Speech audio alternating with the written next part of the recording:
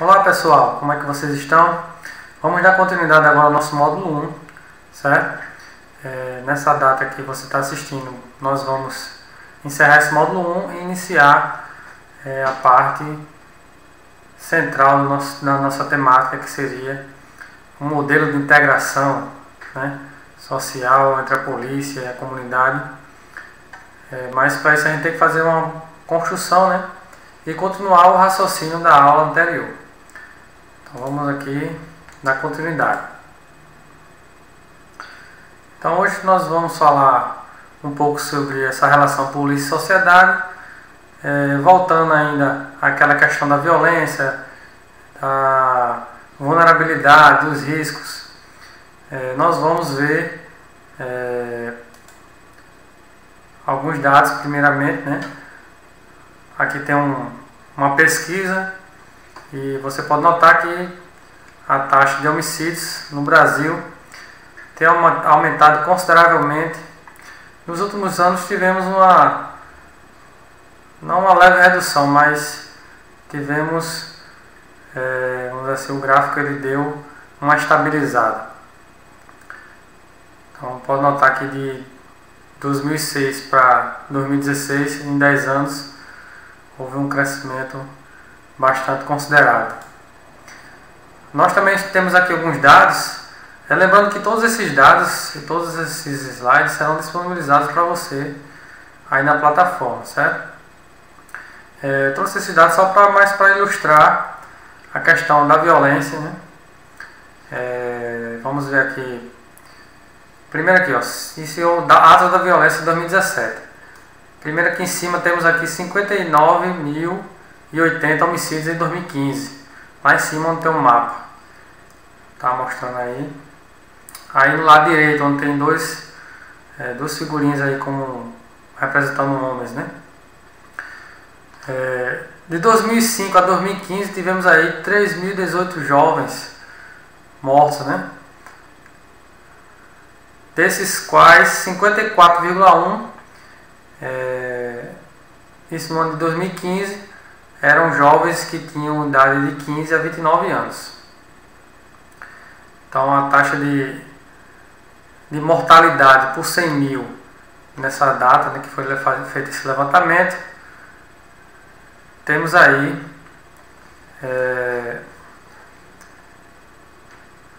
na população média, né, geral, temos aí 28,9 mortes por 100 mil habitantes e na população jovem 60,9 mortes. Aí vamos aqui um pouquinho mais para baixo, onde tem essa arminha aí. Temos aí 71,9 homicídios são causados por arma de fogo. E também temos aqui alguns dados como Bahia, né, Pernambuco, Minas Gerais e São Paulo, como aí os representantes de piores cenários no Brasil, né? Então, se você voltar para o mapa aqui em cima, você vai ver aí a variação, né, percentual aí por estado.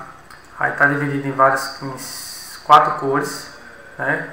O laranja significa uma taxa bastante alta, o cor de bege aí menos um pouco, o azul numa situação mais confortável e branco nós não temos nenhum estado que está passando uma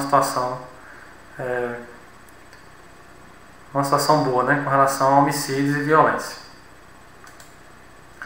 Então quando nós compararmos também as taxas do Brasil com o mundo,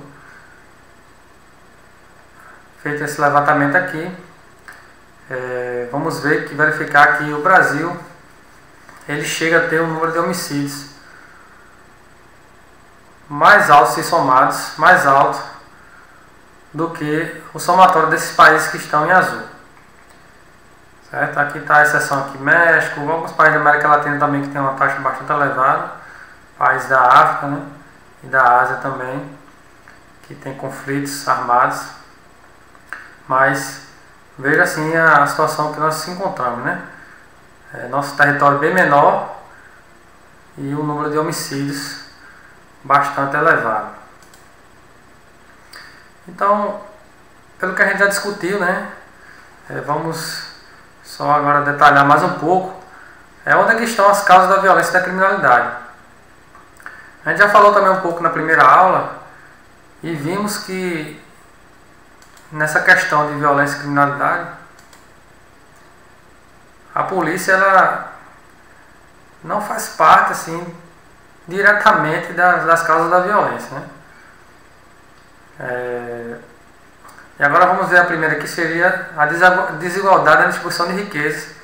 Obviamente, quando você tem a desigualdade, a fome, a necessidade de alguma coisa, isso também é fator gerador de violência.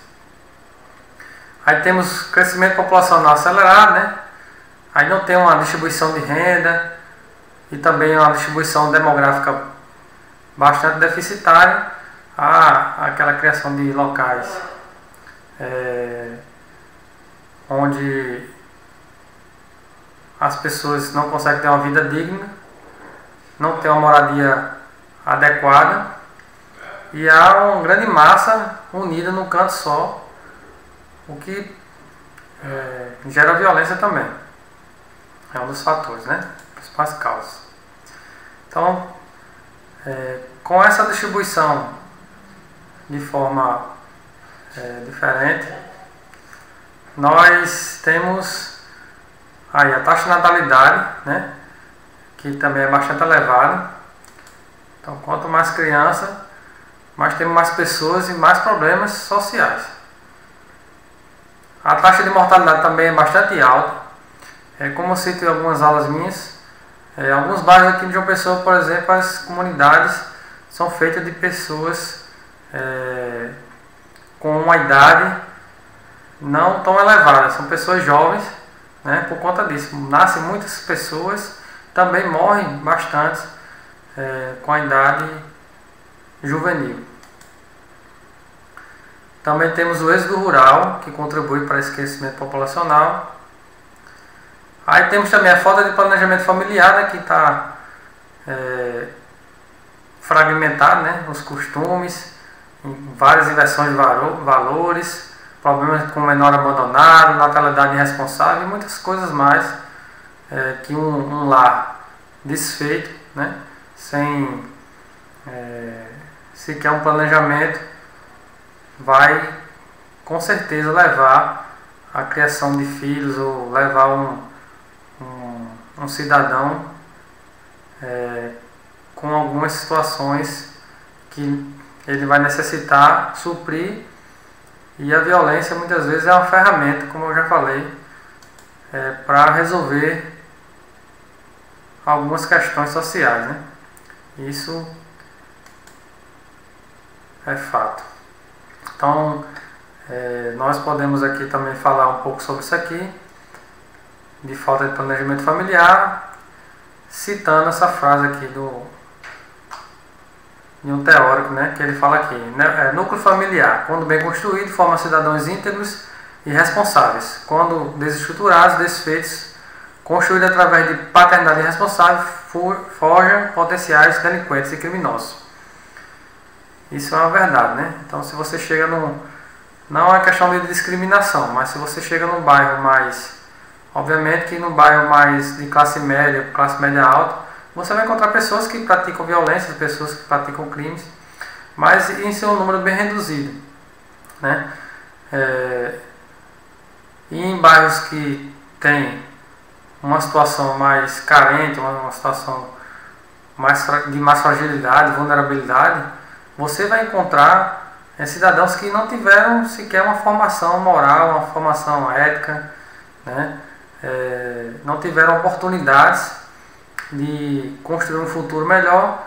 Então, a violência faz parte da vida daquelas pessoas e se torna uma coisa comum, como eu já tinha citado na aula anterior, né? Então, o teórico é Wilson Luiz Sanvinto, né? Essa citação foi feita em 1998. Então, também temos aí o abandono pela administração pública da infraestrutura sanitária e carência educacional. Aqui na nossa cidade podemos citar vários exemplos aí de locais que não tem sequer saneamento básico, não tem próprio policiamento. Às vezes a gente não, as pessoas até elogio, né? Rapaz, nunca mais passou a viatura aqui. Isso nos policiamentos da vida, a gente vê isso aí, as pessoas aplaudindo, né, a administração pública quando ela aparece, né? Mas 99,9% do tempo a administração pública ela está ausente da vida das pessoas, principalmente naquelas camadas, naqueles locais de maior carência. Então, o mesmo teórico, né, ele vai falar aqui o seguinte: a violência nos bolsões de pobreza depende da falta de escola, áreas de lazer, de moradia e de infraestrutura de órgãos públicos, que, quando não atuam, propiciam o tráfico de drogas, alcoolismo, o desemprego e a desesperança. Então, essa falta de estrutura, de pelo menos o básico, né, elas propiciam o agir do tráfico, da criminalidade, da violência. Esse é o grande X da questão. Não é porque as pessoas são pobres, mas é porque elas acabam vivenciando isso diariamente e se acostumando com essa realidade, e também propicia a ação de traficantes, né? Ano passado eu citei uma ação que foi feita junto com a prefeitura no calçamento de uma rua, que facilita o acesso da viatura, de chegar um SAMU, um bombeiro, outros agentes públicos que trabalham na prefeitura, por exemplo, fazer um cadastro social. Então são coisas que são necessárias para que as pessoas tenham uma vida de qualidade e para que elas sintam o poder público chegando. Em outros estados, nós vemos que a milícia, né, toma conta de algumas localidades. Por quê? O estado se ausentou, alguém se aproveitou dessa ausência e começa a controlar a vida das pessoas. Isso tudo por conta do trato social, né? Que eu acredito que você já deve ter visto em outras disciplinas, né, onde o cidadão, historicamente, ele colocou no governo e na administração pública a sua vida, a sua segurança, né? Então ele depositou toda a confiança no Estado, porém o Estado não dá a sua contrapartida em algumas localidades. E alguém faz esse papel. Então lá, miséria e exploração política também. As elites políticas exploram essa condição das pessoas, tanto para se eleger, tanto para se prometer coisas que as pessoas tanto desejam, tanto almejam, exemplo de um calçamento, e o governo ele vai fazendo, a administração pública vai fazendo as coisas de maneira bem ou maçante ou bem inócua, para que sempre exista demanda para que aconteça essa exploração política. Também temos aí o desemprego, né, de maneira geral, que contribui para o aumento da violência, né, claro. A pessoa que está desempregada há mais de anos, né, que já vive numa condição dessa, já vive no meio que propicia a criminalidade e violência, ela acaba praticando esses atos por conta de ser, assim, na visão dessas pessoas, uma situação mais fácil, né, de agir. Então temos ainda a carência de programas assistenciais, né, que não estão presentes aí na vida das pessoas. E a gente vê também, acontece muitos casos de pessoas que não precisam e recebem, por exemplo, a ajuda do governo, e outras que precisam tanto, mas sequer têm uma assistência e acabam até mendigando, pedindo esmola ou praticando crimes para poder sobreviver. Outras causas ainda apontadas aqui pelo nosso estudo, nosso levantamento, estaria a provocação ao consumo pelos meios de comunicação. Os meios de comunicação têm um papel fundamental na vida das pessoas, porque eles acabam alienando, né, as pessoas e ditando regras para a vida em comum, né? Por exemplo, uma marca desconhecida, quando ela entra numa mídia de alto nível de divulgação, ela acaba se tornando conhecida e o consumo dela vai ser vertiginosamente aumentado e as pessoas comprarão mais, né? E essa provocação causa também esse sentimento nas pessoas que não têm as condições de comprar, de fazer a compra de alguma forma. E algumas pessoas encontram na criminalidade e na violência essa forma de adquirir, ou tomando, ou roubando, né? Ou furtando, fazendo alguma coisa para ter esse bem. Temos aí na sociedade, né, extremamente organizada e competitiva, né, que funciona como que? Determinados comportamentos. Então as pessoas querem ser melhores que as outras, mostrar que são melhores e acabam praticando atos violentos ou criminais. Temos ainda o individualismo, onde cada um contribui de alguma forma aí, né, para o aumento da violência, né?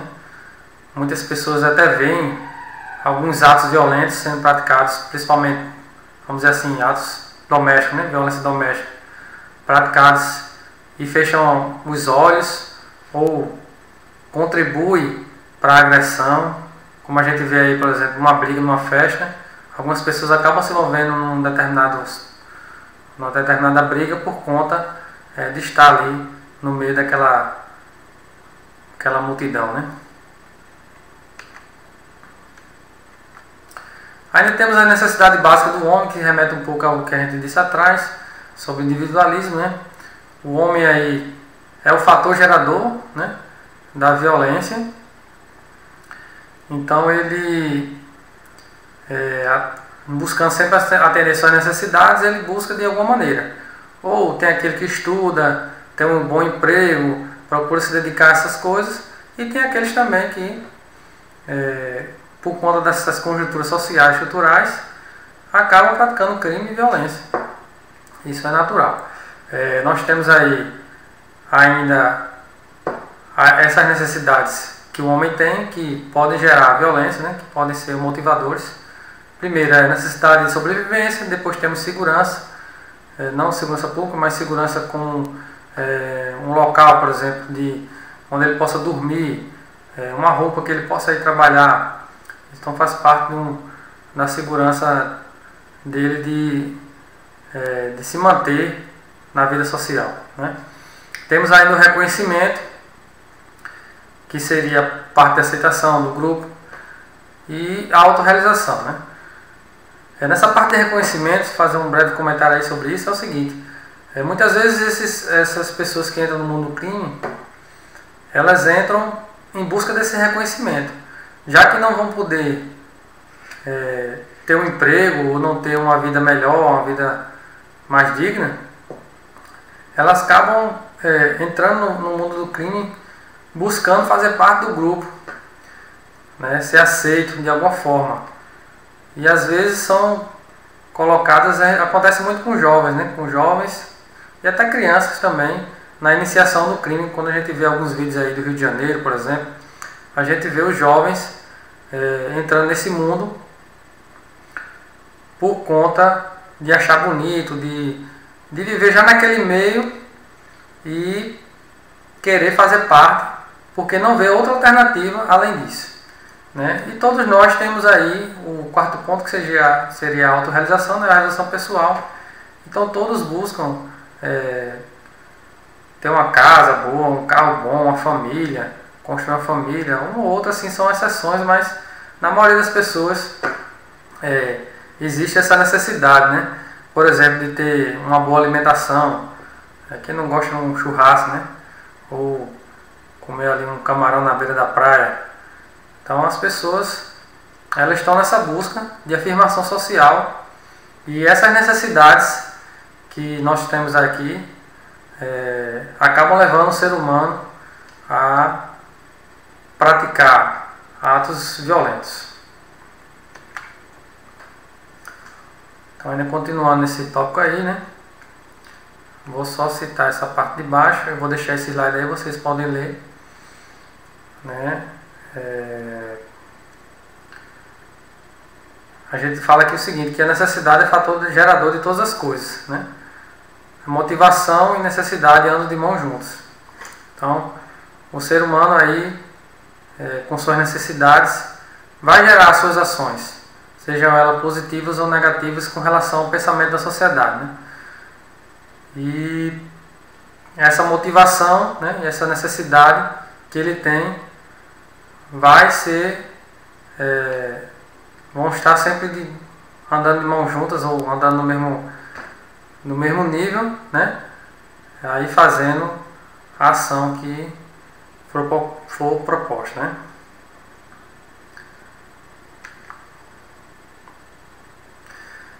Então, mudando assim, só um pouco assim, mas ainda continuando nessa questão das causas da violência, nós temos também essa perspectiva aí do sistema de justiça criminal, né? Por quê? A sociedade vê o sistema de justiça criminal como ineficiente e ineficaz, né? Por conta da sensação de impunidade, né? Também por conta da questão da anomia, que eu acredito que é uma coisa que vocês já conheçam, né? Aqui embaixo tem dizendo que é anomia. Então, assim, no geral há uma descrença, né, nas leis, no Estado e nessa busca da diminuição da violência, que também será fator gerador de criminalidade e violência, né? Porque quando o Estado ele demonstra que ele não pode fazer frente a essas questões, aquela sociedade que já está marginalizada, criminalizada, ela vai entender que é possível as suas ações darem certo, chegarem ao êxito, né? Então nós também, nessas últimas frases aí, tem dizendo o seguinte, que a Polícia Militar faz parte desse sistema, é um subsistema.